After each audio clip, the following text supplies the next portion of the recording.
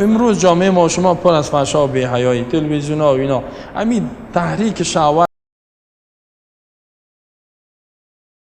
ضرور است که ازدواج و عروسی صورت بگیرد در بین فامیل های خوب و دیندار. بچه ها باید عروسی و ازدواج شوند. دخترهایی که جوان شد بتنش با عروسی بتش.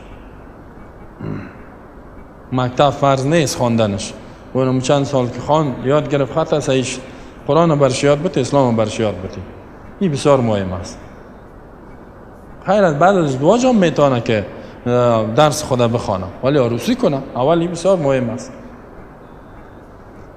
خب دلیلش گفتیم که یک حدیث دیگه هم از رسول الله صلی الله علیه و آله میفرماید یا معشر الشباب من استطاع منکم الباءة فلیتزوج. ای گروه جوانا، کسی که از شما توانایی ازدواج داره باید ازدواج کنه.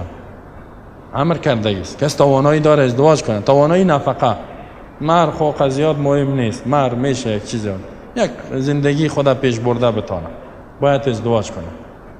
فإن لم يستطع، اگر توانایی ندارد، فمن لم يستطع فعليه بالصوم، روزه بگیرد.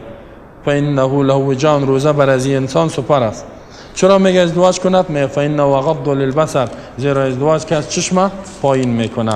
همین اکثر بچه‌ای که چشم چران هستن نه، حتی در راه استاد میشن، دخترها رو گپ میزنن، پشتش میدوه تا یک جایی، نه مثل حیوان واری.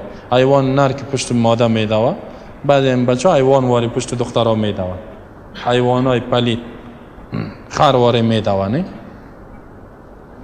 باز گپ میزنه و گپ میزنه. این چی است؟ یه علتش این است که ازدواج نمیکنه. یعنی دخترها زیاد است. و یا روزه روزه بگیره، روزه دوامدار انسان همو قوه شهوتش در حالت اعتدال میاره. دوامدار روزه بگیره. ازدواج که از چشم پایین میکنه، پرزه و گپا باز کسی نمیره، کسی پشت دختر کسی نمیگرده. و احسن للفرج، دیگه شرمگاه انسان حفاظت میکنه از زنا و فحشا. باز همی فیلم های خراب و خواندن ها و سریال ها و همی عیاشی و بیگپا نه، عکس های بد یار از موبایل ها خود گم میکن، بعدش میگپا. کسی که بچه است ازدواج نکرده اونم چیزا در گوشش از خواندن شنیدن، همی چیزای مرداری در تلفن‌هاش پر است. همیشه زیر تلویزیون شش تا چیزای خراب میبینه.